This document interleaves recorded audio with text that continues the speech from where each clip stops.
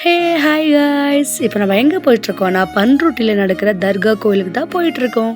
So வருஷமே அங்கே வந்து சூப்பர் பஸ் ஃபெஸ்டிவல் நடத்துவாங்களாம். நான் இதுதான் ஃபஸ்ட் டைம் என்னோடய ஃபேமிலி கூட போயிட்டுருக்கேன். ஸோ போய் பார்ப்போமே அங்கே என்னதான் இருக்குது அப்படின்ட்டு கிளம்பி ஒரு ஆர்வத்தோடு போயிட்டேன். ஸோ அங்கே போய் பார்த்து தான் தெரியும் பார்க்கிங்கு இடமே இல்லை.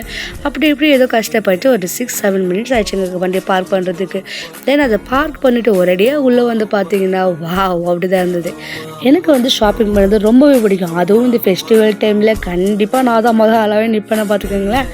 என்னோடய ஃபேமிலி கூட சேர்ந்து சூப்பராக இந்த இடத்த வந்து எக்ஸ்ப்ளோர் பண்ணிட்டு இருந்தோம்.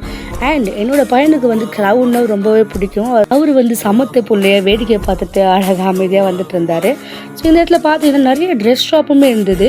ஒரு 2 ஸ்டெப் தள்ளி போனே இந்த பியூட்டிஃபுல்லான தர்காவை நம்மளால் பார்க்க முடியும். ரொம்பவே அழகாக இருந்தது.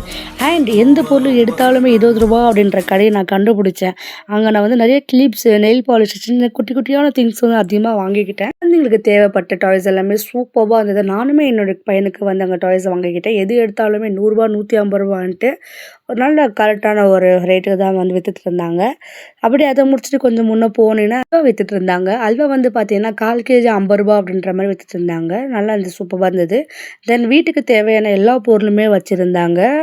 நானுமே கொஞ்சம் திங்ஸ் அதில் வாங்கிக்கிட்டேன். ஸோ இது பார்த்துட்டு இன்னும் கொஞ்சம் முன்னே போனீங்கன்னா இந்த ராட்டினம்லாம் வச்சுருந்தாங்க. பட் நான் எதுவுமே விளையாடலை. பிகாஸ் வந்து தம்பியை வச்சுட்டு நம்ம போக முடியாது, அவனை அழுதுகிட்டே இருப்பான் அப்படின்னு சொல்லிட்டு. எனக்குமே வந்து கோலம் போட தெரியாது. அதனால் அந்த கோலம் போடுற அச்சையை வந்து நான் 2 வாங்கிக்கிட்டேன். அப்புறம் அதை தள்ளி போனால் நிறைய ஸ்நாக்ஸ் எல்லாமே விற்றுட்டு இருந்தாங்க. லைக் பானிபூரி, பாவ் பஜ்ஜி, அப்புறம் பஜ்ஜி, அப்பளம், ஐஸ்கிரீம்ன்ட்டு நிறைய ஸ்நாக்ஸுமே வச்சுருந்தாங்க. நிறைய கேம்ஸ் கூட வச்சுருக்காங்க. ஃபேமிலியாக வந்து சூப்பராக வந்து இந்த இடத்துல வந்து என்ஜாய் பண்ணிட்டு போகலாம்.